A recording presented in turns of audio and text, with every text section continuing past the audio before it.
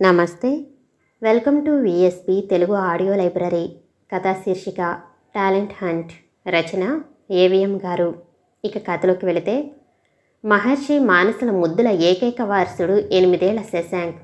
ముగ్గురు టీవీలో వస్తున్న ప్రతిభా ప్రోగ్రాంలో చిన్న చిన్న పిల్లలు సామెతలు, వివిధ దేశాల రాజధానులను, అన్ని రాష్ట్రాలను అనర్గళంగా చెప్పి వాళ్ళు అవార్డ్స్ పొందటం చూస్తున్నారు.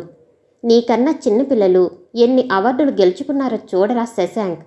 నీకు సినిమా పాటలు నేర్పిస్తాం, చక్కగా నేర్చుకో.